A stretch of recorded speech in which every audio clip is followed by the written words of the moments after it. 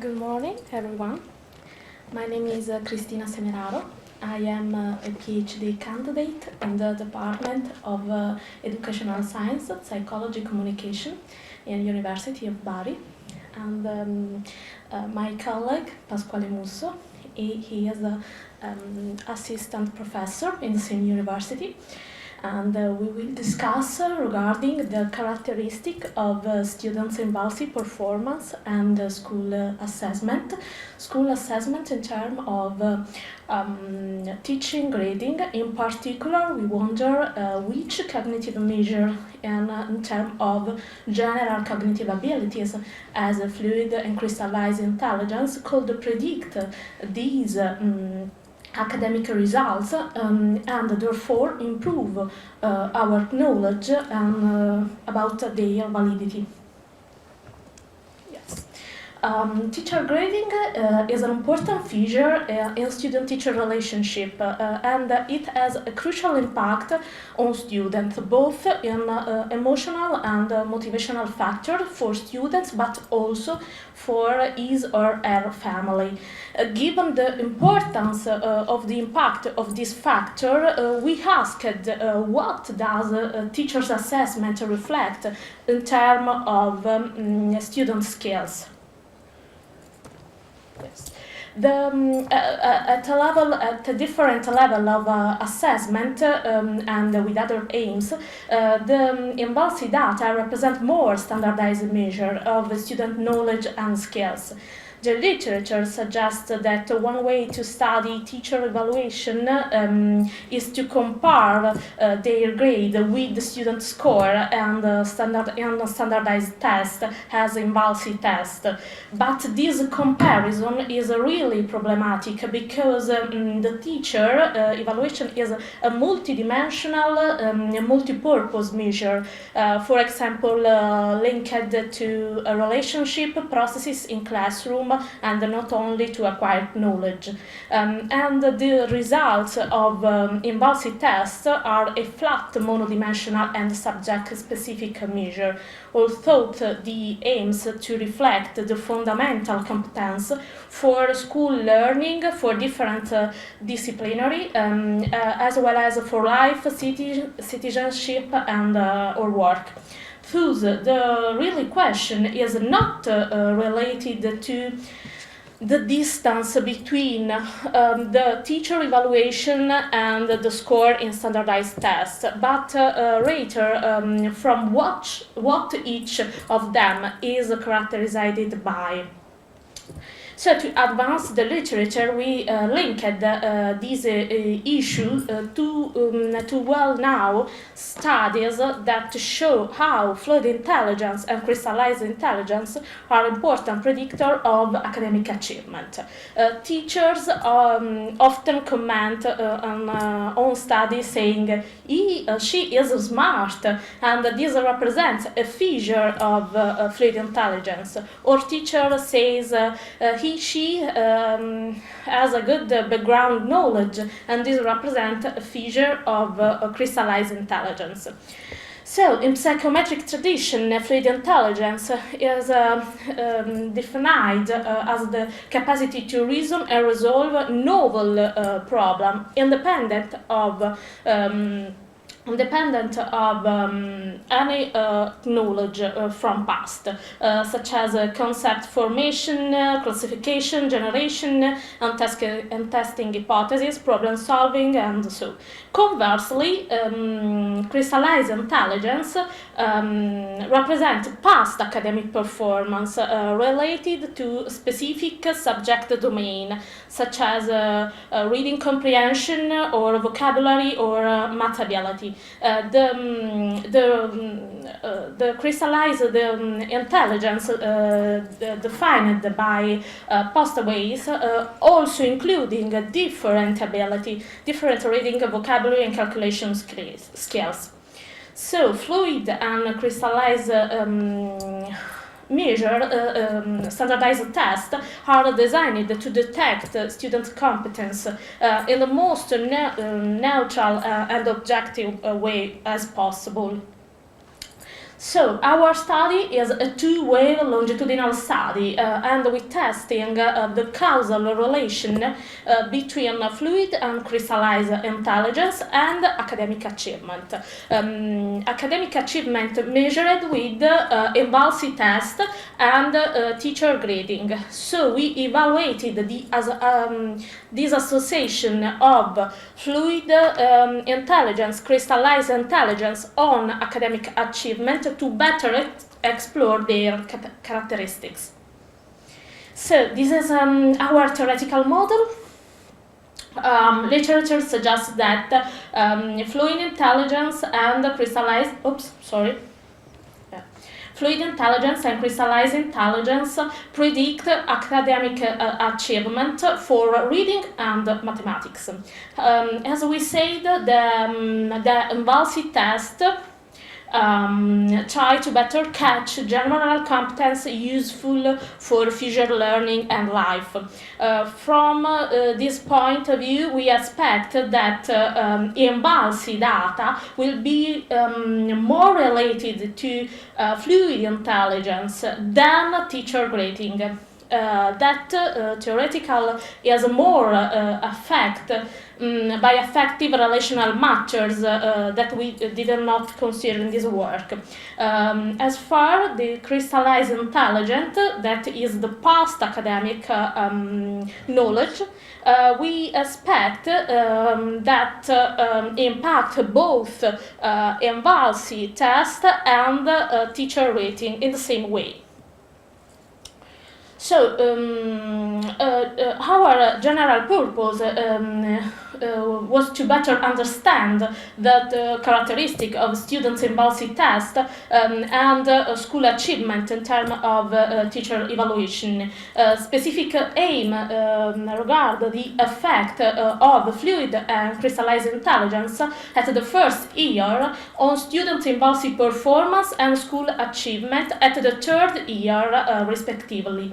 Association between fluid intelligence at T1 and INVALSI performance at T2 stronger that association between fluid intelligence and T1 and school achievement at T2. No different for crystallized intelligence was attended. A total number of 85 students from 6 classes of middle school in urban area of Puglia in southern Italy participant in the study. We collect data at 6th grade and grade 8.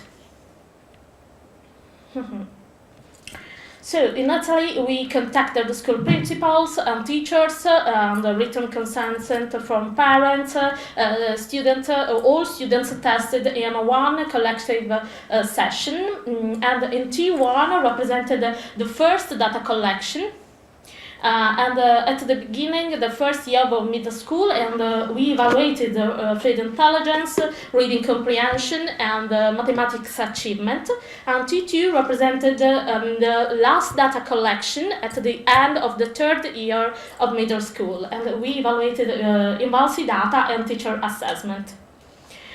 Fluid intelligence was evaluated with the Cattell-Coulter Fair Intelligence Test. This test contained 4 individually time subsection, series, classification, matrices, and typology, each with a multiple choice problem. And achievement in mathematics was evaluated with the ACMT test, and that can be regrouped into 3 areas: written calculation, mathematics reasoning, and number knowledge. Hand in hand, in the reading comprehension, this is the reading comprehension task with the 2 different tests, and which that followed by a multiple choice concerning the story content.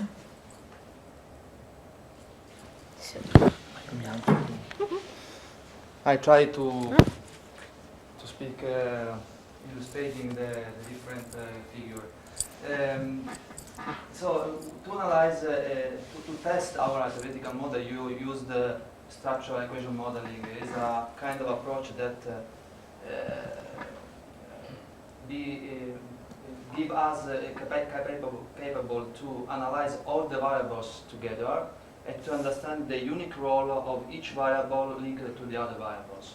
So we can catch the unique effect of one variable on the other variable. So it's and the idea is to start from the theory, to analyze the data and to understand if these data are correlated to the reality, to data we have, and then try to understand what is good or not, in order to rethinking the theory.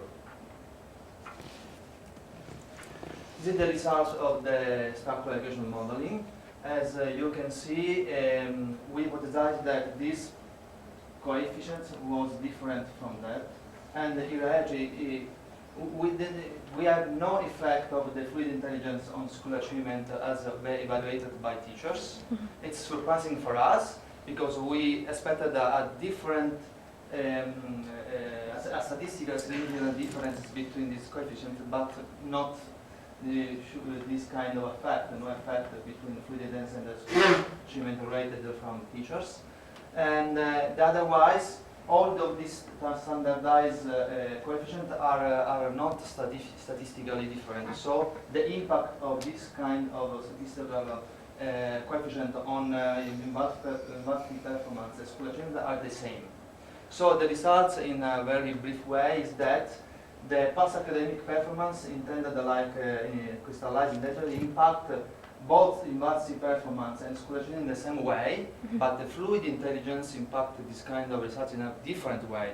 In a first way, the fluid intelligence is significantly related to INVALSI data, in the other case, no. So what we can interpret this kind of data? One thing is related to the validity of this kind of measure, what they intend to measure. So maybe INVALSI data are more related to what the intelligent fluids mean. The capacity to face the reality, the novelty of the reality, how I can approach the new situation in terms of relationships of academic knowledge. Otherwise, the school grading maybe is a more multidimensional and complex process that catch not only sure the academic the past knowledge, but also the dynamics within the classroom, the kind of relationships between the student and the teachers, the climate inside the classroom, how the teachers relate each other in terms of produce this kind of grading. So it's a very multi-composite variable, and maybe it's more related to what the students had knowledge in the past. Okay, so I think that it's important to understand how to use this kind of results, because usually we, for example, we use the previous teacher grading in terms of how to evaluate the new classroom, for example, in the transition from one level of school to another school. And then, for example, sometimes the composition of the classroom is based on the kind of teacher gradings. But this kind of data suggests that if you need to compose a classroom, you need to also to consider how the new students in the classroom face the new reality. So you have to consider maybe other kinds of results, like INVALSI data, in order to compose the new classroom. So I think, and we think, that we need to try to cross this kind of results. We need to use INVALSI data in terms of to understand how students are developing in terms of how to face the new situation, the new relational context during the years, during the school pathways. And also we need to use the teacher grading as a more related variables to the past knowledge and how the people are acquiring the knowledge. Surely, of course, our data have different limitations because we prefer it to be simple in terms of presentation, but usually we need to consider other control variables like ACAs. For example, there are very huge literature in terms of how the potential of the students are related to the ACAs conditions, gender, immigration background, and also student relationships variables and so on.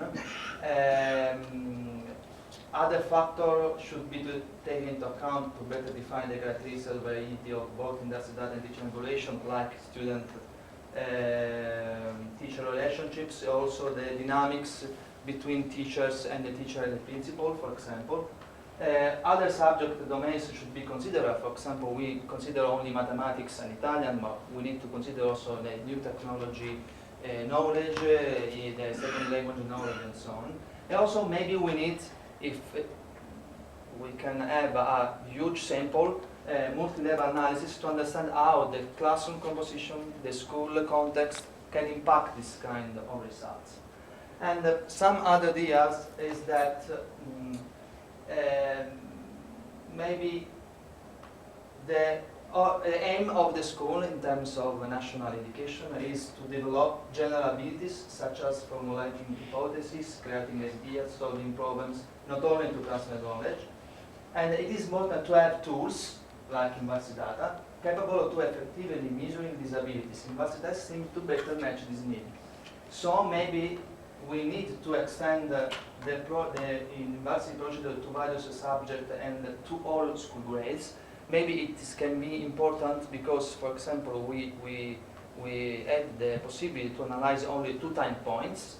In our idea, we think that there is a mutual influence between the academic achievement and, for example, the fluid intelligence. So, not only the fluid intelligence, the capacity to face the problem, help to know in a better way, but also the past knowledge can help people to think better, okay? But if we have just 2 time points, we are not able to analyze this kind of mutual relations.